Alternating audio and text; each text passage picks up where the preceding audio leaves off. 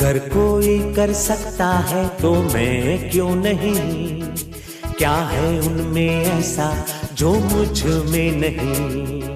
झांक ले अपने भीतर खुद से आप पूछ ले, कैसी चाहे जिंदगी खुद से देख ले।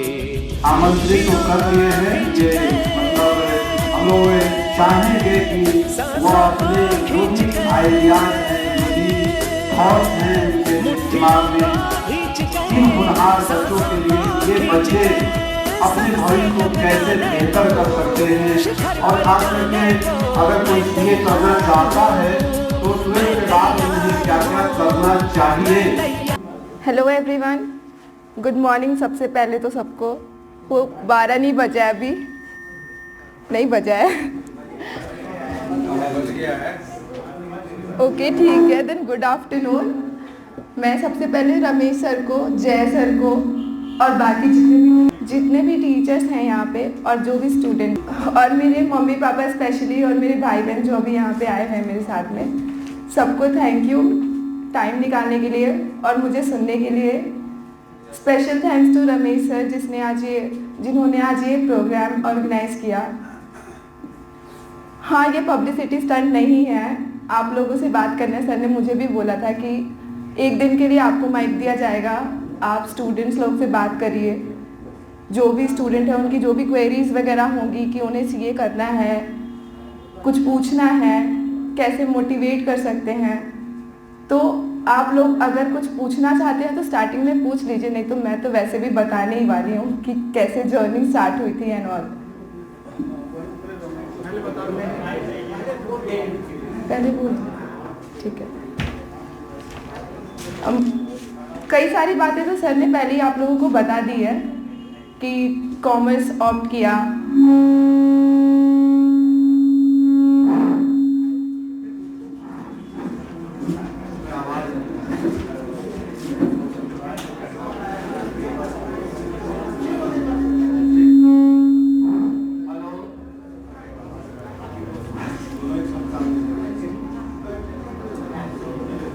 हेलो, आवाज आ रही है? हम लोग पहले ये चाहेंगे कि जितनी बातें आपके दिमाग में है वो सब बता दीजिए। हो सकता है बच्चों के सारे सवाल का जवाब बिना पूछे मिल जाए। यदि किसी सवाल का जवाब नहीं मिलेगा तो क्यूरी करेंगे, पूछेंगे। बेहतर यही तरीका होता है कि हम अपने आइडियाज को एक्सप्रेस कर दें। हो सकता है सारे सवाल का जवाब बिना पूछे मिल जाए। थैंक यू जय सर।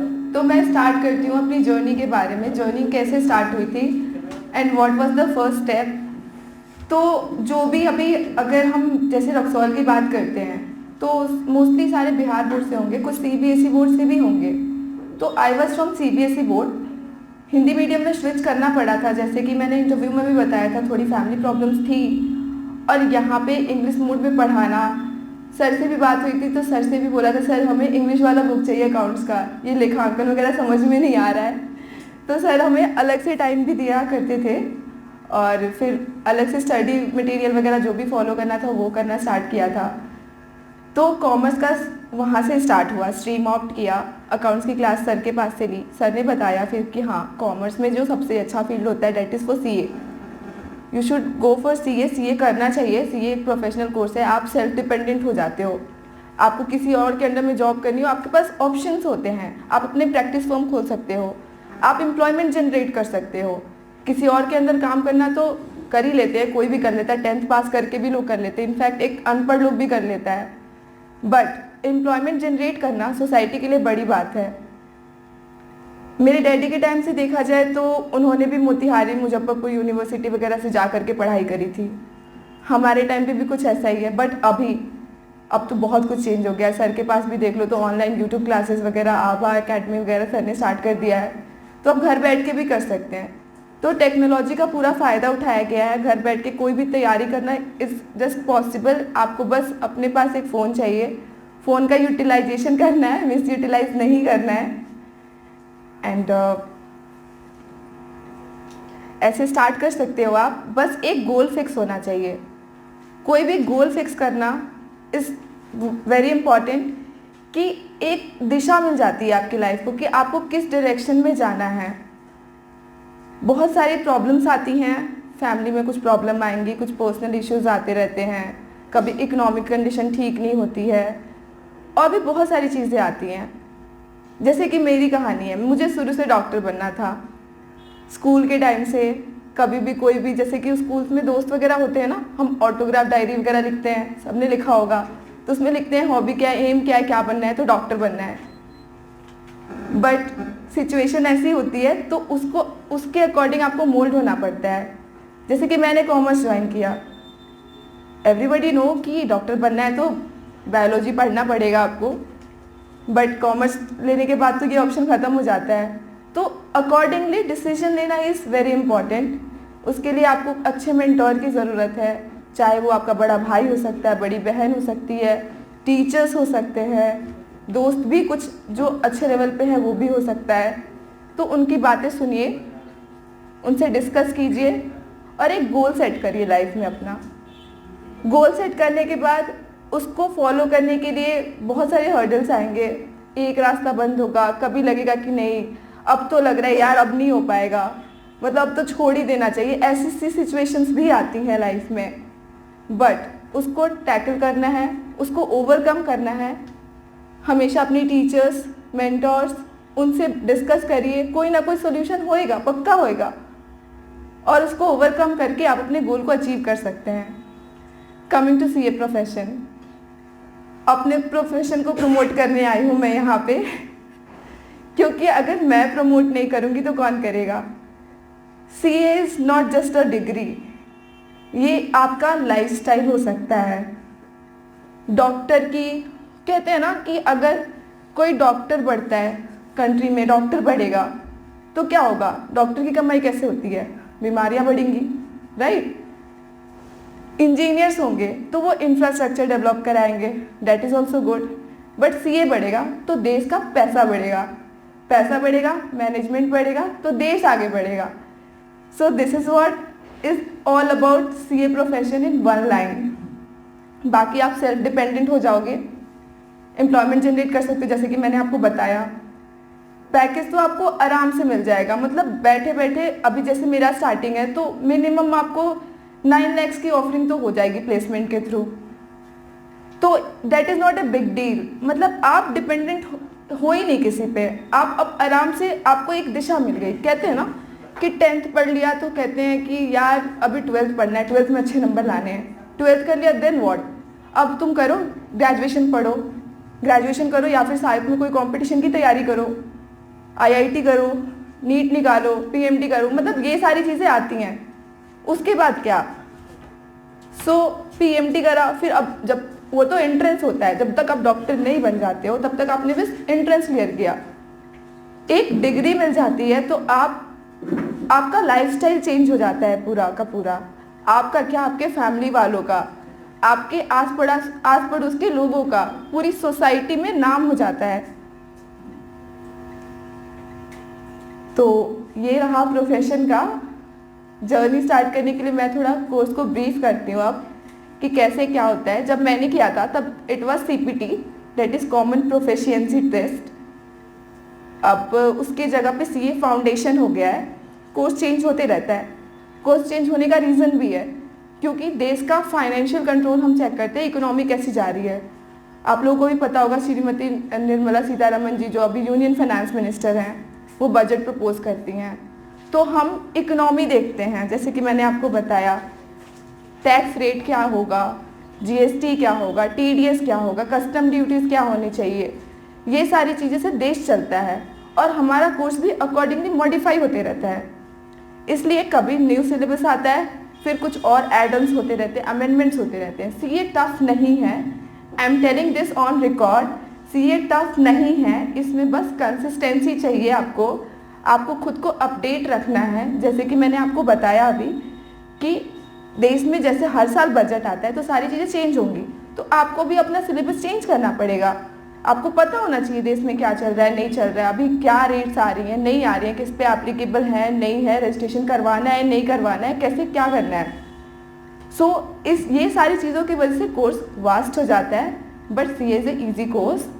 टाइम लग जाता है बहुत सारे लोगों को। आप लोग सोच रहे होंगे कि हाँ इजी कोर्स है तो फिर लोग क्यों कहते इतना टफ हो गया। टाइम लग जाता है, नंबर ऑफ अटेम्प्ट्स बढ़ जाते हैं, लोग ऐसे एज भी हो जाती है उनकी काफ़ी करते करते, क्योंकि वो अपडेट नहीं रख पाते हैं खुद को, क्रैक नहीं कर पाते हैं पेपर्स वगैरह। तो I was on CPT, that is the first level. Second level is intermediate, वो +2 वाला नहीं है, CA वाला इंटर है। एंड उसके बाद आता है फाइनल लेवल। तो जो आपने फाउंडेशन या अब तो आप लोग फाउंडेशन ही करोगे, मेरे अकॉर्डिंग तो सारे कॉमर्स वाले ही हैं, कोई बाहर वाला नहीं होना चाहिए, या है भी तो वो भी CPT दे सकते हैं। Our course is open for everybody. तो 2 रूट होते हैं, पहले मैं बता दूं। एक होता है CPT रूट से आते हैं and second one is direct entry वाला, जैसे कि जय सर ने बोला अभी कि 55% चाहिए होता है जो दूसरे ग्रेजुएशन करके आते हैं उन लोगों के लिए। तो CPT करा, फाउंडेशन करा, उसके बाद आपको वो अभी सब्जेक्टिव भी है, MCQ भी होता है उसमें, नेगेटिव मार्किंग भी ऑफकोर्स है। उसके बाद में आपको इंटर वाला लेवल क्लियर करना होता है। इट्स लाइक कि आप प्रिपेयर करो, प्रोफेशनल कोर्स है, प्रिपेयर करो, जब रेडी हो एग्ज़ाम फॉर्म भरो, एग्ज़ाम दो, क्लियर करो, then go to the next level. ठीक है, तो ऐसे ही फाउंडेशन करा, उसके बाद प्रिपेयर करा आपने इंटर के लिए। इंटर में आप जब आओगे तो आपको टोटल 2 ग्रुप्स होते हैं, 4 subject in 1 group each. Final में भी सेम पैटर्न है, ग्रुप 1 ग्रुप 2, उसमें दोनों में 4-4 सब्जेक्ट्स होते हैं, कोई ऑप्शनल नहीं होता, एवरीथिंग इज मैंडेटरी। बट हाँ, रिजल्ट का जो पैटर्न है वो है कि 40% in each subject and in aggregate 50%। मतलब एक सब्जेक्ट में कम से कम 40 मार्क्स चाहिए आपको, और पूरा ग्रुप क्लियर करने के लिए टोटल में आपका 50% चाहिए। For example each subject is for 100 marks, तो हर सब्जेक्ट में 40-40 तो होने चाहिए।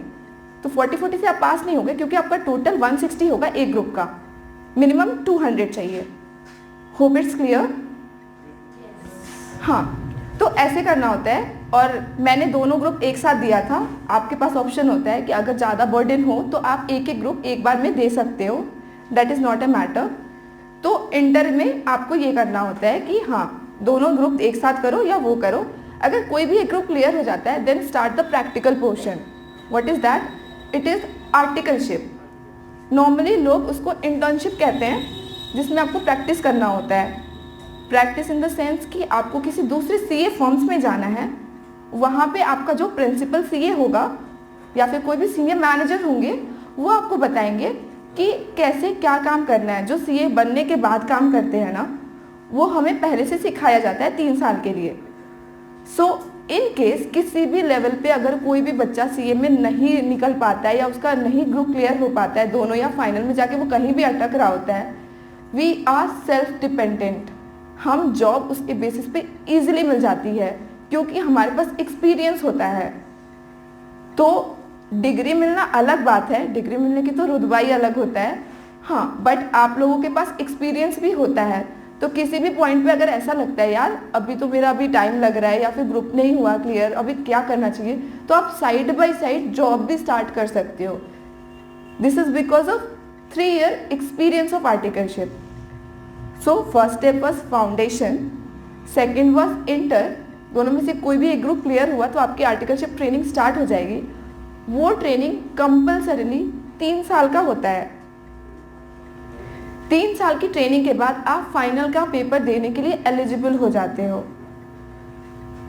तो अगर यहाँ तक की जर्नी में अगर कोई पूछे कि टाइम कितना लगता है, अगर आप 1 शॉट में सारा क्लियर करते भी जा रहे हो तो मिनिमम टाइम 4.5 साल से 5 साल तो लगना है। फाइनल मतलब क्लियर करते हुए CA बनने तक की टोटल टाइमिंग बता रही हूँ। अगर 1 शॉट में आपने CPT भी क्लियर किया, इंटर भी क्लियर किया, आर्टिकलशिप स्टार्ट हो गई और आप फाइनल में आ गए, फाइनल भी एक राउंड में क्लियर हो गया आपका, तो मिनिमम आपको 4.5 साल से 5 साल लगेगा। इतना टाइम क्यों लगता है और ट्रेनिंग इतनी लंबी क्यों होती है, इसका रीज़न मैं आपको बता दूं कि एक CA के सिग्नेचर की वैल्यू क्या होती है। आप लोगों ने रिसेंटली अभी मोदी जी का भाषण भी सुना होगा। अगर कोई मोदी सपोर्टर नहीं है तो प्लीज़ ऑफेंड मत होना, मैं कुछ प्रमोट करने के लिए नहीं बोल रही हूँ, मैं बस बता रही हूँ कि उन्होंने भी CA सिग्नेचर के बारे में बताया था कि उसकी वैल्यू क्या होती है। एक देश को एक नेता चलाता है, उसके नीचे IAS ऑफिसर होते हैं, UPSC सिविल सर्वेंट्स वगैरह सारे होते हैं, उन लोगों को भी ऑडिट कराना ज़रूरी होता है। उनके जो बुक्स अकाउंट्स मेंटेन करते हैं उनको भी CA के सिग्नेचर चाहिए, इनफैक्ट मोदी जी को भी चाहिए। So that is the value of our signature, that is the value of our profession. तो अभी मैंने एकेडमिक वाला तो बता दिया आपको, एक बार डायरेक्ट एंट्री वाला भी बता दो, या कोई क्वेरी है किसी की अभी इसमें टिल नाउ? या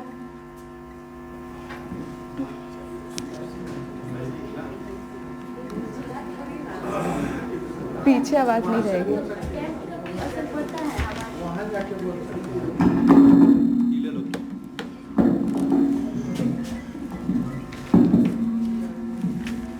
जैसे कि किसी का फर्स्ट अटेम्प्ट नहीं निकलता है, जैसे सेकंड में अटेम्प्ट निकलता है, तो क्या अटेम्प्ट का हमारी सैलरी पे कोई असर पड़ता है? अटेम्प्ट का सैलरी पे असर पड़ना, सैलरी तो तब होगी जब आप प्लेसमेंट में जाते हो, ऑफ कोर्स उसका भी असर पड़ता है।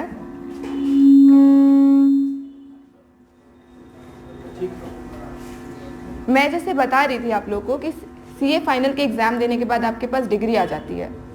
डिग्री आने के बाद आपको मेंबरशिप के लिए अप्लाई करना होता है, जो कि मैंने भी करा है अभी। एंड हमारा इंस्टीट्यूट जो होता है, institute of chartered accountants of India, that is ICAI, मैं इसको रिपीट करूँगी, ICAI, क्योंकि बहुत सारे लोग पूछते हैं कि CA कौन से कॉलेज से किया। That is the common question.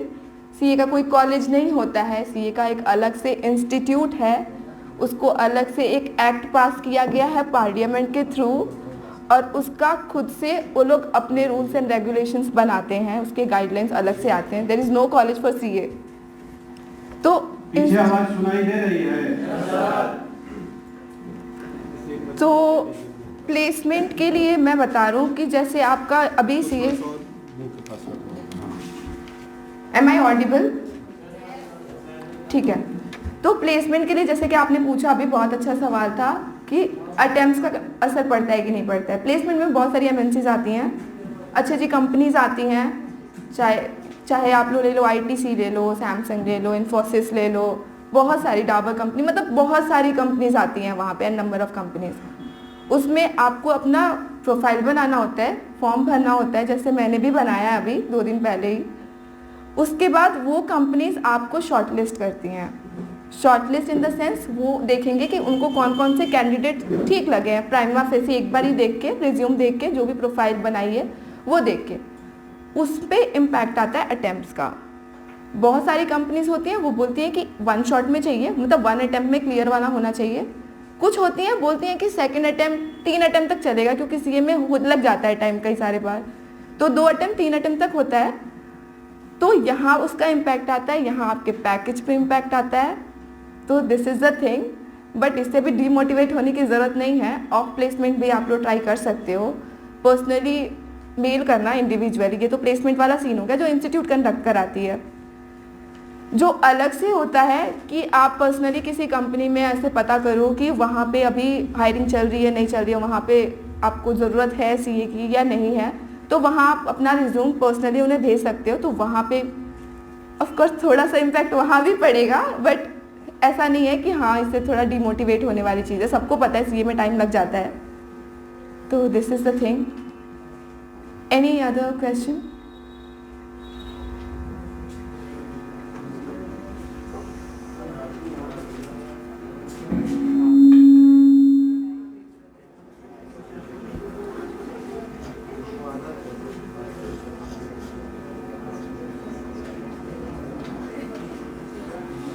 जिनको भी क्वेश्चन पूछना है वो हाथ उठाइएगा, माइक वहां पहुंच जाएगा।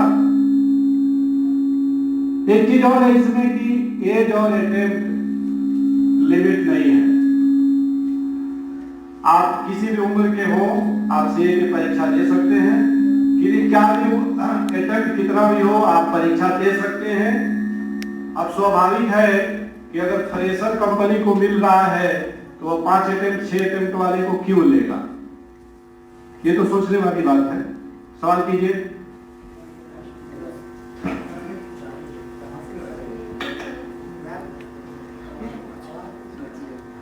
बोलिए ना, आवाज आ रही होगी।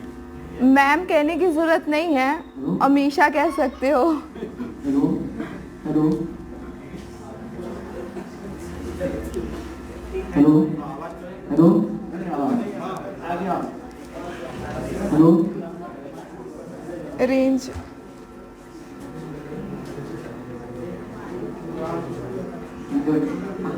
बोलिए, सुनाई दे रहा है।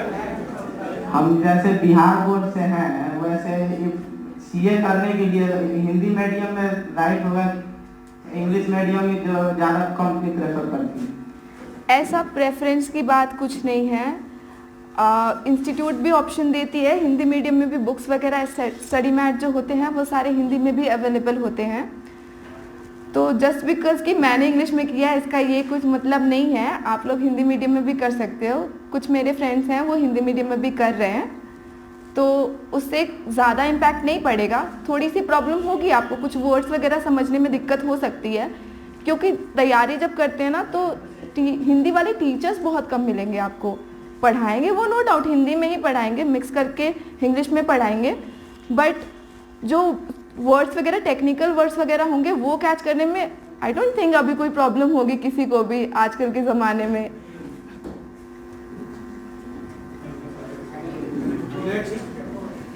और कोई है?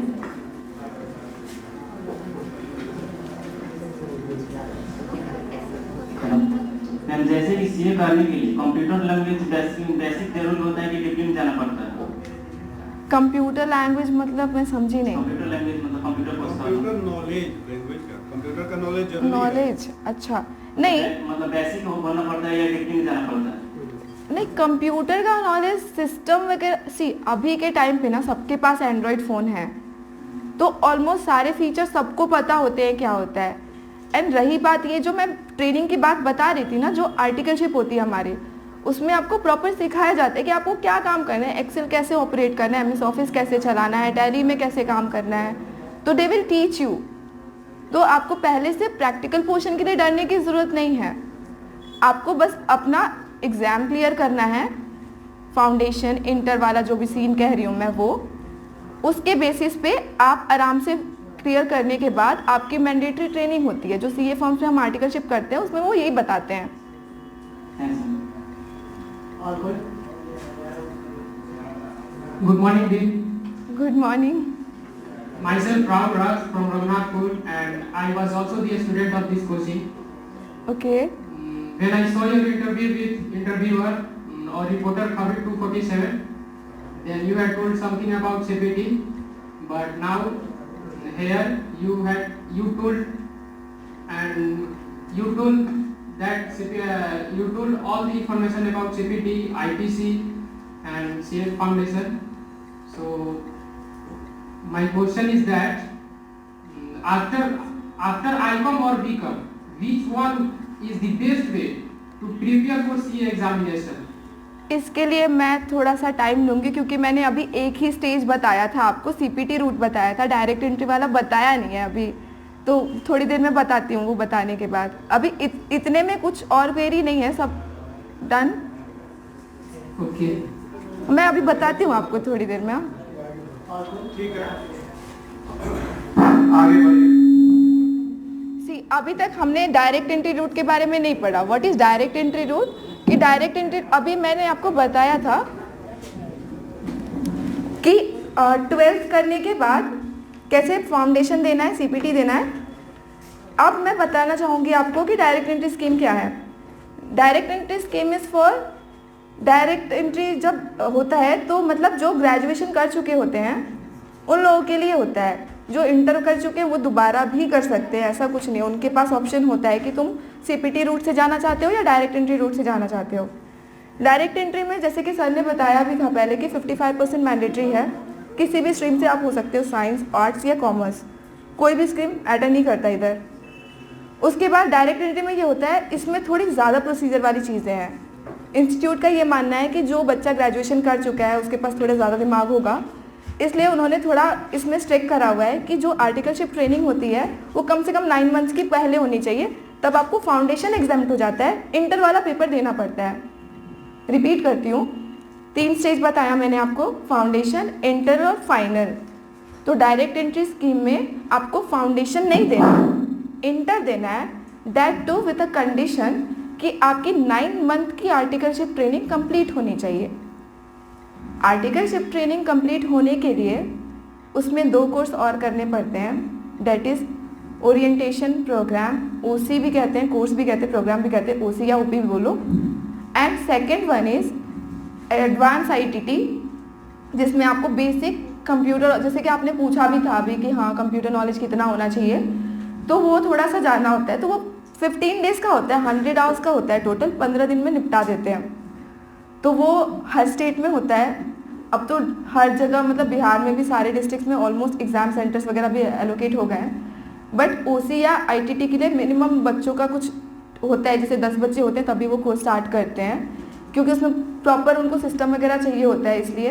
तो वो पटना से मैंने भी किया है, दिल्ली से प्रिपरेशन करी है, और कोर्स करने के लिए जब एग्ज़ाम दे के आई थी तब स्टार्ट किया था। तो आर्टिकलशिप शुरू होने से पहले 2 कोर्स करना है, that is ITT, information technology, and second one is orientation programme. उसमें बेसिकली आपको यही बताते हैं कि कैसे आपको प्रोफेशनल बिहेव करना है, कितना किससे बात करना है, अगर हैंडशेक करना है तो कितनी देर तक करना है, और अगर लड़की जब तक हाथ नहीं बढ़ाती तब तक लड़का हैंडशेक नहीं कर सकता है। मतलब ये सारी चीज़ें बताते हैं उधर कि आपको कैसे बिहेव करना है टोटल, ताकि जब आप इस प्रोफेशन में आओ, आर्टिकलशिप स्टार्ट करो, सीए फॉर्म्स में जाओ, क्लाइंट को रिप्रेजेंट करो, तो प्रोफेशन का रिस्पेक्ट, रेप्यूटेशन डिग्रेड नहीं होना चाहिए, इसलिए ये मैंडेटरी होता है। तो अभी तक एक बार ब्रीफ करती हूँ, सीपीटी रूट, देन इंटर के एग्जाम्स, दोनों ग्रुप या सिंगल ग्रुप, उसके बाद आर्टिकलशिप ट्रेनिंग से पहले 2 कोर्स 15 डेज़ के होते हैं, ज़्यादा के नहीं होते हैं। उसके बाद आर्टिकलशिप स्टार्ट होती है, देन फाइनल। डायरेक्ट एंट्री में क्या हुआ, डायरेक्ट एंट्री में आपने ग्रेजुएशन कर लिया, किसी भी स्ट्रीम से कर लिया विद मिनिमम 55% मार्क्स। उसके बाद आपको ये दोनों ट्रेनिंग पहले पूरी करनी पड़ेगी, ओसी और आईटीटी। उसके बाद 9 मंथ के लिए आर्टिकलशिप के लिए किसी भी सीए फॉर्म में रजिस्टर कराना पड़ेगा। उसके बाद जब 9 मंथ्स कंप्लीट हो जाते हैं तब आप डायरेक्टली इंटर के पेपर दे सकते हो। तब again you have the same option कि एक ग्रुप देना है, दोनों ग्रुप देना है, एंड जब वो 9 मंथ होंगे तो वो 3 साल में काउंट हो जाते हैं। इसलिए बोला जाता है कि डायरेक्ट एंट्री स्कीम जल्दी खत्म हो जाता है, 3 साल के अंदर रैपअप हो जाता है। तो अगर आपका इंटर पूरा हो चुका है और आप अभी कहाँ खड़े हो, ग्रेजुएशन में खड़े हो, फर्स्ट ईयर, सेकेंड ईयर और थर्ड ईयर में भी, तो आप साथ के साथ में प्रिपरेशन शुरू कर सकते हो फॉर डायरेक्ट एंट्री। ये 3 साल में ख़त्म हो जाता है, थोड़ा हेक्टिक हो जाता है, जैसे कि मैंने बताया एज बढ़ती है तो इंस्टीट्यूट का मानना है कि बच्चे थोड़े ज़्यादा समझदार हो गए हैं, तो ये लोग साथ के साथ सारी चीज़ें मैनेज कर सकते हैं। तो अभी आपका सवाल था दोनों में से सही कौन सा होगा, तो मैं तो बोलूँगी डायरेक्ट एंट्री स्कीम ज़्यादा अच्छा है। डिपेंड करता है कि आप कौन से स्टेज पे खड़े हो। अगर +2 नहीं हुआ है तो सीपीटी रूट ज़्यादा अच्छा है, क्योंकि आप ग्रेजुएशन में भी 3 साल लगाओगे और 2 साल में आपका इंटर ख़त्म हो जाएगा आराम से। सीपीटी भी कर सकते हो, इंटर भी 2 साल में आराम से ख़त्म हो जाता है, 1.5 साल में ख़त्म हो जाता है। कुछ सवाल मेरे पास आ गए हैं, अब हम चाहेंगे उन सवालों का जवाब दे करके कार्यक्रम को समाप्त किया जाए, क्या? ठीक है सर। एक लंबी चौड़ी लिस्ट है,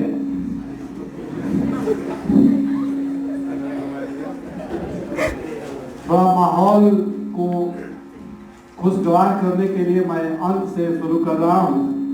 अंत वाला क्वेश्चन है कि लोग कहते हैं कि अगर आपको किसी मुकाम पर पहुंचना है तो प्यार के चक्कर में नहीं पड़ना। ये किसी लड़की का लिखा हुआ सवाल है,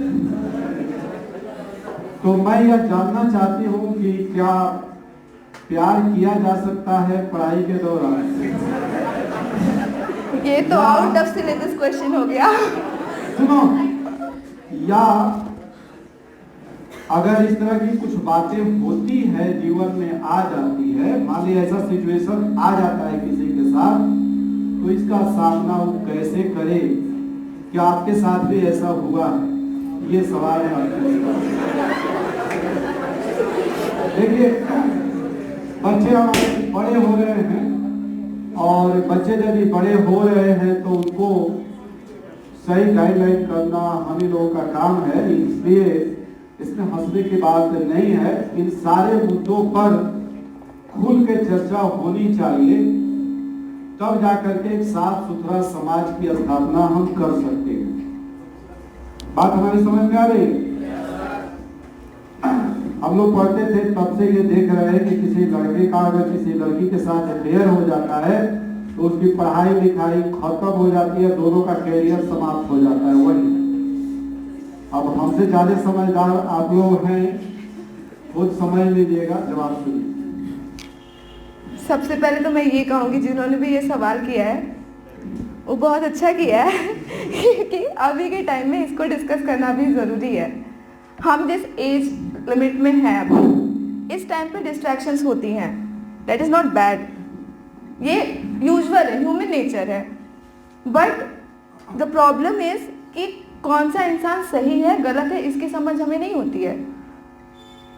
मतलब हमें लगता है कि सब सही चल रहा है अभी, बट ये कोई सोल्यूशन नहीं हुआ। सही लाइफ पार्टनर चुनना मम्मी डैडी से अलावा से अच्छा कोई नहीं कर सकता है, मेरा ये मानना है। सबकी अपनी अपनी थॉट्स हो सकती हैं, नो ऑफेंस प्लीज़।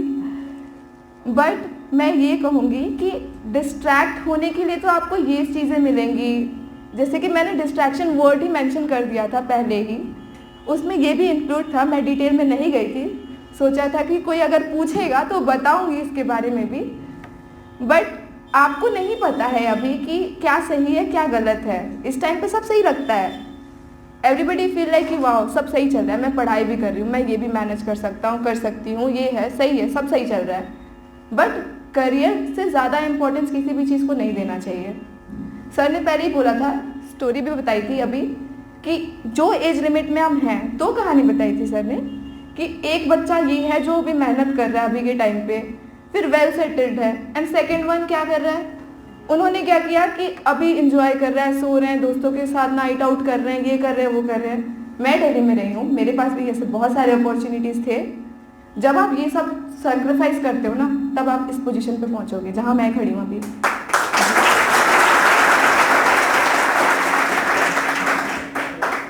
अगला सवाल है कि सीए की तैयारी करने के लिए क्या दिल्ली में रहना जरूरी है, और यदि जरूरी है तो मिनिमम खर्च क्या आएगा वहां रहने में, कौन सी कोचिंग, आप तो शांत हो जाइए, ये सवाल इसमें नहीं है लेकिन हमारे दिमाग में है,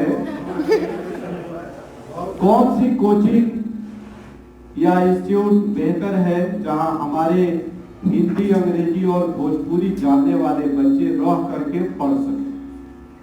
क्योंकि हम लोग जिस माहौल में हैं, शुद्ध अंग्रेजी छोड़िए, हिंदी में बोलने बहुत को नहीं आता, तो क्या हमारे बच्चे कंप्लीट इंग्लिश मीडियम इंस्टीट्यूट में चले जाएं तो दिक्कत तो होगी। तो ऐसा इंस्टीट्यूट जहां हमारे बच्चे मतलब सरवाइव कर सके और हमारे पेरेंट्स भी कम बजट में सरवाइव कर सके, वैसा कोई इंस्टीट्यूट बताने का कष्ट किया जाए। इंस्टीट्यूट वगैरह अभी देखा जाए तो मेरे टाइम पे तो सारी ऑफलाइन चलती थी, तो ऑप्शन तभी भी होंगे टीचर्स जो ऑनलाइन पढ़ाते होंगे, बट उस टाइम उतना फ़ोन का क्रेज़ नहीं था। तो अभी के टाइम पे तो सब कुछ ऑनलाइन अवेलेबल है, बट पढ़ाई का माहौल डिपेंड करता है, आपका फ्रेंड सर्कल डिपेंड करता है कि कैसा माहौल में आप रह रहे हो। फैमिली के साथ रह के नो डाउट उतने लेवल की तैयारी नहीं हो सकती जितने की सीए के लिए चाहिए होगी, बट स्टार्टिंग के लिए जो फाउंडेशन लेवल है उसके लिए आपको बहुत ज़्यादा तैयारी करने की ज़रूरत नहीं है। जो कोर्स है वो 12th वाला ही है, थोड़ा बहुत कुछ लॉ वगैरह हम नहीं पढ़ते हैं, लॉ वगैरह ग्रेजुएशन में पढ़ाया जाता है, तो वो सब थोड़ा बहुत पढ़ना है, बहुत ज़्यादा उसका वेटेज नहीं है। तो उसकी तैयारी मैं कहूँगी कि आप लोग घर से भी कर सकते हो, ऑनलाइन क्लासेस हैं, अनअकैडमी एप्लीकेशंस वगैरह भी हैं, उसके पहले फ्री वीडियोस देखो, कुछ समझ में आए, जब लगे कि हाँ मेरे से हो रहा है, क्वेश्चन सॉल्व हो जा रहे हैं उसके, तो उसके साथ में सब्सक्रिप्शन लेके आगे मूव ऑन कर सकते हो। और भी बहुत सारे एप्लीकेशन या यूट्यूब वगैरह पे भी आप चेक करोगे ना, तो सेम टॉपिक से बहुत सारे टीचर्स का आपको नाम आ जाएगा। आप एक चीज़ सुनोगे उनका सही लगेगा, दूसरा सुनोगे लगेगा ये ज़्यादा अच्छा पढ़ा रहे हैं सॉरी, तो ऐसे। बट इंटर के लिए या फाइनल के लिए इंटर के बाद तो वैसे भी आर्टिकलशिप स्टार्ट करनी है, तो यहाँ ज़्यादा सीए फॉर्म्स तो है नहीं, क्योंकि सीए आर्टिकल रखने के लिए भी जो हम ट्रेनिंग करते हैं तो हमारे नाम के साथ आर्टिकल असिस्टेंट जुड़ जाता है। आप ऑडिट पे जा सकते हो सीए के साथ में, वहाँ पे भी आपको लोग सीए ही समझने लगते हैं, क्योंकि उनकी टीम आई है पूरी, प्रॉपर आपको रिस्पेक्ट मिलता है। तो वो सारी चीज़ें के लिए तो आपको बाहर ही जाना पड़ेगा, क्योंकि ज़्यादा एक्सपोजर नहीं मिलेगा आप लोगों को। अब बात आती है खर्च की, जैसे कि सर ने पूछा कि कितने खर्च में क्या हो सकता है। लक्ष्मी नगर जो सीए हब बोला जाता है दिल्ली में, वहाँ से मैंने भी प्रिपरेशन करी है। सीए भगवान लाल सर के पास से मैंने क्लासेस वगैरह की हैं, उनका टॉपर्स इंस्टीट्यूट है। तब में और अब में बहुत डिफरेंस है, तो अभी उससे भी अच्छी अच्छी टीचर्स वगैरह आ गए हैं। तो रेफरेंस के लिए जैसे कि मैंने आपको बोला, किसी भी टीचर का यूट्यूब वीडियो देखो, जो इंस्टीट्यूट का अच्छा लगेगा वहाँ पे जाओ। बाकी सर से आप पूछ सकते हो, सर भी आपको गाइड करेंगे, मैं भी बता दूंगी। ऐसे पर्सनली तो किसी भी इंस्टीट्यूट का नाम लेना अच्छा नहीं होगा यहाँ पे। खर्च के लिए लक्ष्मी नगर है स्टूडेंट वाला एरिया, तो बहुत ज़्यादा खर्च भी नहीं आता है कि आपको बहुत ज़्यादा सोचना पड़ेगा। स्टूडेंट का ग्रुप अच्छा हो, सर्कल अच्छा हो, तो फ्लैट लेके भी बहुत सारे लोग शिफ्ट हो जाते हैं, उसमें ड्यूटीज़ बांट लेते हैं। स्टूडेंट लाइफ ही अलग होती है, मतलब घर से निकलो ना तो बहुत सारी चीज़ें आपको सीखने को मिलती है। पढ़ाई के साथ साथ आप दुनियादारी भी बहुत अच्छे से सीख जाते हो। मैं तब में और अब में बहुत ज़्यादा फ़र्क खुद में महसूस करती हूँ कि मैंने भी बहुत सारी चीज़ें सीखी हैं वहाँ पे। कई बार ऐसा भी होता है कि हाँ यार पैसे ख़त्म हो गए, घर पे कैसे फ़ोन करके बोलो कि पैसे ख़त्म हो गए हैं।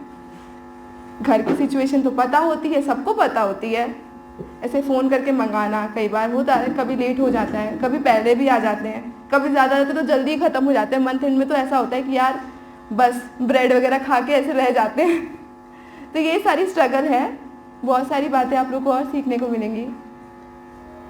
सर और कोई सवाल तो बहुत है, इसमें है कि आपके पास कितने किताबें, यानी कहने का मतलब है कि कितने तरह की किताबों का अध्ययन करना होता है और उसका कॉस्ट क्या आता है। जब आप इंस्टीट्यूट में एनरोल कराओगे फाउंडेशन के लिए, तो उसके साथ ही वो सारे बुक्स के कॉस्ट इंक्लूडेड होते हैं उसमें। Foundation book material, study material, हाँ, एसएम उधर से ही मिलता है। और उसके साथ ही अगर बुक्स की बात की जाए तो आप ज़मीन पे खड़ा कर दोगे तो मेरे से ऊपर मतलब 2nd फ्लोर तक भी चला जाएगा, अगर फाउंडेशन से अभी तक की बात की जाए तो। बट उसको पार्ट बाय पार्ट देखो तो सारी चीज़ें नहीं पढ़नी होती हैं, कुछ कुछ चीज़ें आपको पढ़नी होती है। बाकी जो भी आप रेफरेंस के लिए जो भी इंस्टीट्यूट को फॉलो करोगे ना, वो बता देंगे कि कैसे तैयारी करनी होती है। क्या इसमें इंटरव्यू भी है? इंटरव्यू आपको आर्टिकलशिप के राउंड पे होता है कि वो देखेंगे कि हम किसी बच्चे को ट्रेनिंग के लिए ले रहे हैं तो वो कितना कैपेबिलिटीज़ है, वो कितनी जल्दी से ग्रैब कर सकता है। इंटरव्यू का लैंग्वेज दोनों ही चलता है। बड़ी एमएनसी में जाओगे तो वो इंग्लिश प्रेफर करते हैं, नो डाउट, बट हिंदी में भी आप बोल सकते हो अगर आप कंफर्टेबल हो, आप कॉन्फिडेंट हो। मेन इंपॉर्टेंट थिंग इज़ कि जब आप कॉन्फिडेंस से हिंदी भी बोलोगे ना तो सामने वाला को लगना चाहिए, क्योंकि वो आपकी लैंग्वेज चेक नहीं कर रहा है, वो ये चेक कर रहा है कि आप कितनी अच्छे से उसकी चीज़ों को करके दोगे, उसको आप कितना अच्छा नॉलेज गेन कर सकते हो, रिटेन कर सकते हो और उसको करके दोगे, क्योंकि उसको आपको सिखाना है, तो आपको सीखने की क्षमता को वो चेक करता है। आपने इंटरमीडिएट कब किया था? हाँ, ये अच्छा सवाल है। मैंने स्टार्ट किया था 2015 में, +2 किया था। उसके बाद में दिसंबर 15 में ही CPT 1 राउंड में क्लियर हुआ था मेरा। उसमें ऑल इंडिया रैंक 8 आई थी मेरी, पूरे इंडिया में 8वां स्थान आया था। बहुत अच्छी बात। उसके बाद 9 मंथ की क्लासेस वगैरह लेने के बाद नेक्स्ट ईयर ही मैंने इंटर के लिए बोथ ग्रुप के लिए अप्लाई किया, फॉर्म भरा, तैयारी की।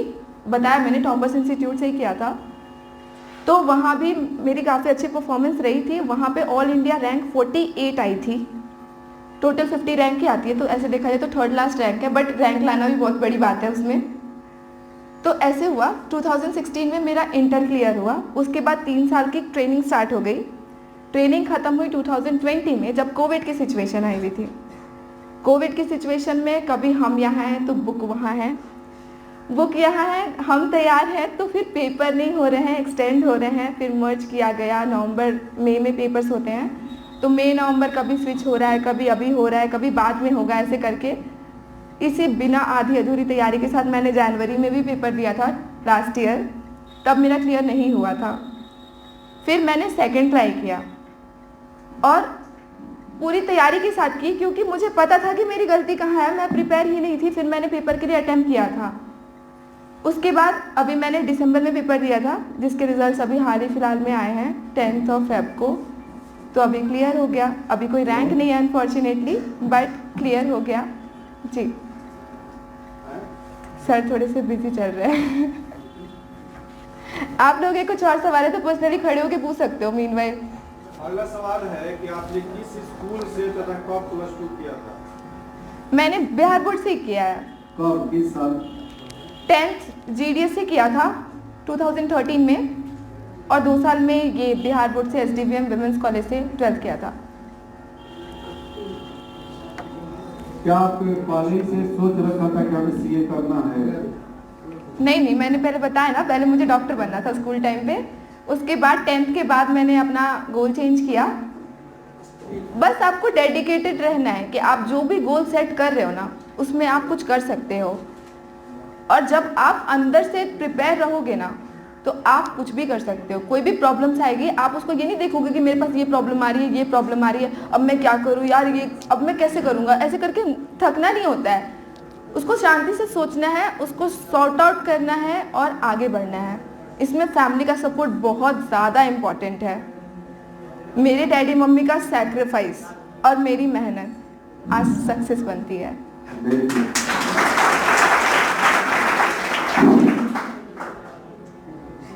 एक क्वेश्चन है कि what is your strategy after 12? यानी 12 के बाद आपने क्या स्ट्रेटजी बनाया, कैसे प्लानिंग किया? मैं 12 के पहले ही शुरू कर दिए? नहीं, पहले से कुछ नहीं सोचा। 12th के रिजल्ट आने के बाद मेरे साथ एक मेरी फ्रेंड थी, हम दोनों ने ही साथ में डिसाइड किया कि हम लोग जाएंगे। बीइंग ए गर्ल वैसे भी थोड़ा बाहर भेजना, चाहे मेरी कोई भी बड़ी बहन, बुआ की बेटी लोग हैं, वो भी कोई बाहर नहीं गई हुई हैं, या फिर बुआ लोग, कोई भी बाहर नहीं गया था। भैया लोग बड़े हैं, वो लोग बाहर पढ़ते थे। मुझे भेजने का डिसीजन बहुत बड़ा था, और इसी के लिए मेरे मम्मी डैडी के लिए मेरी और रिस्पेक्ट बढ़ जाती है कि उन्होंने बिलीव किया मुझ में और मुझे भेजा। 12th के बाद जब रिज़ल्ट आए, तब रिज़ल्ट काफ़ी अच्छा आया था, और जो हमारे टॉपर थे उस टाइम के, वो मोतिहारी से ही थे, तो हमारे डिस्ट्रिक्ट के हो गए। अगर वो नहीं होते तो डिस्ट्रिक्ट टॉप किया था मैंने तब भी। यही सब देखते हुए फिर सर से भी डिस्कस किया, रमेश सर से। सर ने भी बोला कि हाँ अच्छा करा है उन्होंने, काफ़ी भेजना चाहिए। इंग्लिश मैंने शंकर ठाकुर से किया था, तो उन्होंने ये भगवानलाल सर के नाम बताया। बोला कि मोतिहारी के कोई टीचर हैं, उनका आधा से ज़्यादा लक्ष्मी नगर है, वहाँ जाओ, वहाँ तो CA के नाम पे वही चलते हैं। तो तभी वहाँ गई, भगवानलाल सर से पढ़ा, फिर वहीं से स्टार्ट हुई ये सारी चीज़ें। तो पहले से कोई स्ट्रैटेजी नहीं थी, मैंने पहले से कोई प्लानिंग नहीं करी हुई थी, सब रिजल्ट के बाद किया था। बट मैं आप लोगों को कहना चाहती हूँ कि प्लानिंग करने में, गोल सेट करने में कभी भी लेट नहीं करना चाहिए। जितना जल्दी, जितना कहते हैं ना, जो जागा वो सवेरा, जब जागो तब सवेरा। तो मतलब लेट क्यों करना है यार, पहले से सोच लो ना, तुम पहले से सोच के रखो और उसको इम्प्लीमेंट कर दो। जैसे ही मौका मिले, just talk to your parents. उनको तुम में कॉन्फिडेंस दिखना चाहिए कि तुम कह रहे हो ना, तो तुम करके जाओगे, तभी वो लोग भी सपोर्ट करेंगे। ऐसा नहीं है कि हाँ मैंने आज बोल दिया, या फिर किसी टीचर से सुन लिया, या किसी के मोटिवेशनल स्पीच सुन के यूट्यूब में, फिर उसका सोचा कि नहीं मुझे भी करना है। जब तक आप अंदर से प्रिपेयर नहीं होगे, तब तक कुछ नहीं हो सकता है। प्रतिदिन आप कितने घंटे स्टडी करते हैं? मिनिमम पढ़ाई की स्ट्रैटेजी देखी जाए तो कम से कम 8 आवर्स इफेक्टिव निकल के आने चाहिए। मैं नहीं बोलूँगी 16 घंटे 20 घंटे पढ़ना चाहिए, वो आप 1 से 2 दिन में थक जाओगे, वो प्रैक्टिकली पॉसिबल ही नहीं है। बट कंसिस्टेंटली फॉलो करना है आपको ये रूटीन। मैं नाइट में पढ़ती थी, तो कभी नाइट में भी पढ़ती थी, कभी डे में भी पढ़ती थी। कभी कुछ प्रॉब्लम आ गई तो 2 दिन तक लगातार भी पढ़ी हूँ, फिर 2 दिन तक लगातार सोई भी हूँ, ऐसा नहीं है। तो इट्स जस्ट लाइक कि आपको कंसिस्टेंसी मेंटेन करनी है। आज 8 आवर्स इफेक्टिव निकलने के लिए कम से कम 12 घंटे आपको बैठना पड़ेगा। कोई खास किताब जो 12 के बाद पढ़ी जाए? 12th के बाद आपको पढ़ने के लिए ना ICI के इंस्टीट्यूट के वेबसाइट पे आप जाओगे तो आपको सारे study material free of cost PDF में मिल जाते हैं। तो अगर आप इंटर के लिए जा रहे हो तो इंटर के सारे बुक्स आपको PDF में मिल जाएंगे, जस्ट गो थ्रू देम। तो अलग से कुछ भी रेफर करने की ज़रूरत नहीं है। इंटर का मतलब यहाँ इंटरमीडिएट या 12 नहीं है, इसलिए आप लोग कंफ्यूज नहीं करेंगे। यहाँ कोर्स है फाउंडेशन, इंटर और एक फाइनल। तो बार बार ये हम लोगों के ध्यान में आ जाता है, जैसे इंटर की बात हो रही है हम लोग इंटरमीडिएट समझ जाते हैं। तो इस चीज को आप ध्यान से सुनेंगे। मुझे लगता है कि अब सबका ध्यान साफ हो गया होगा और जितने लोगों का प्रश्न था सबका जवाब मिल ही गया होगा। और एक लाइन में हम बता देते हैं कि मिनिमम स्टडी का या मैक्सिमम स्टडी का कोई पैमाना नहीं है। वो स्टूडेंट के ऊपर डिपेंड करता है कि वह कंसिस्टेंटली कितने घंटा प्रतिदिन पढ़ सकता है। अब ये नहीं कि आज भोज खाने में दिन भर लग गए, रात भर सोए, कल दिन भर पढ़े, रात भर पढ़े, परसों बुखार लग गया, बीमार पड़ गए। ये जरूरी नहीं। आप एक रूटीन वे में काम कीजिए और प्रतिदिन निर्धारित कर लीजिए सक्षम है, हम 4 घंटा सक्षम है या 8 घंटा सक्षम है या 12 घंटा सक्षम है। उतना मेहनत आप 365 दिन कीजिए, तब जाकर के कामयाबी मिलेगी। नहीं तो घूमते फिरते रोड पर जितने थे कुत्ते की भी कट जाती है। हम लोग तो इंसान हैं, भूखे थोड़े मरेंगे। ऊपर वाला भेजा है तो उसको दाना पानी भेजेगा ही। लेकिन अगर यहाँ रह करके इस धरती पर कुछ नाम कमाना है तो उसके लिए